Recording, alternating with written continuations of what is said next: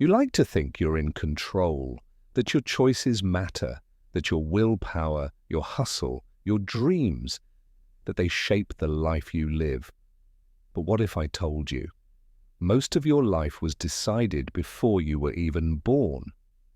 Where you'd be born, how tall you'd grow, whether you'd be smart, attractive, awkward, depressed, prone to addiction, whether you'd live in a mansion or a trailer park, whether you'd be the popular kid, the outcast, or the cautionary tale.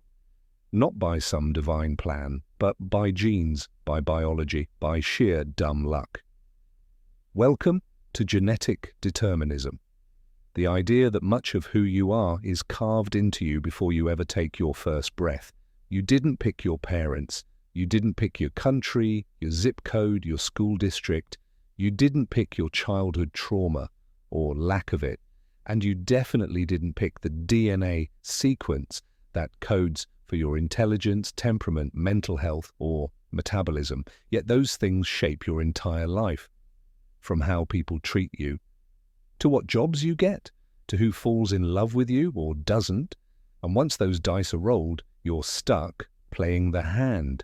Let's talk about monozygotic twins. Identical twins separated at birth. Same DNA, different environments, perfect test subjects.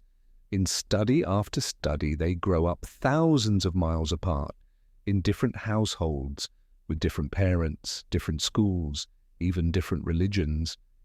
And yet, they have eerily similar IQ scores. They gravitate towards similar hobbies. They share the same quirks, laughing the same way, biting their nails, preferring the same brand of toothpaste. Some even marry people with the same name.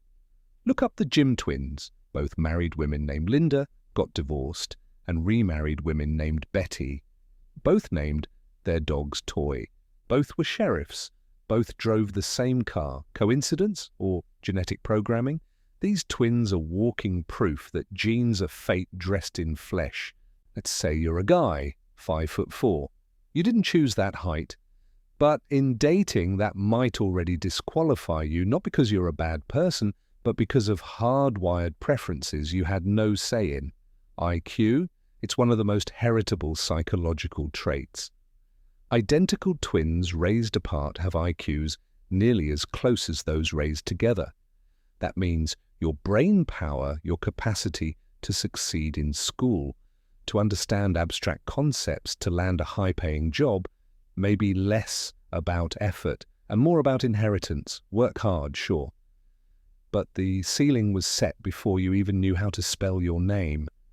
Now let's talk about nurture, the second rigged game. Your parents, you didn't choose them. And yet they decide what language you speak, whether you grow up reading books or dodging bullets, whether you're emotionally supported or emotionally scarred. A baby born in rural Uganda and a baby born in Manhattan don't get the same starting line. And no amount of grind set can fully bridge that gap. Your environment molds the raw material your genes provide. But both were out of your hands.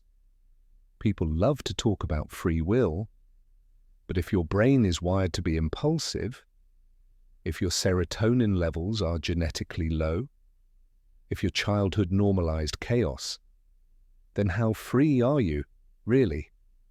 You didn't choose your programming. You're just running it. And if someone else had your exact DNA and your exact life experiences, they would have made the same choices, every single one. So, are we just flesh puppets? Is everything hopeless? Not entirely. Genes aren't destiny, but they are tendency. And recognizing the cards you've been dealt can help you play smarter, not harder. But let's not lie to ourselves. Success isn't just about grit. Happiness isn't just about attitude. Life isn't just about effort. It's about genetic privilege, about where you landed in the genetic lottery and on what square of the board you started the game. Some people get a head start, some people get handcuffs, and most people never realize it. So next time you judge someone's failure or boast about your own success, remember, you were born into a body in a world you didn't choose, and that body and that world have been steering the ship long before you took the wheel. Maybe you never really had control to begin with.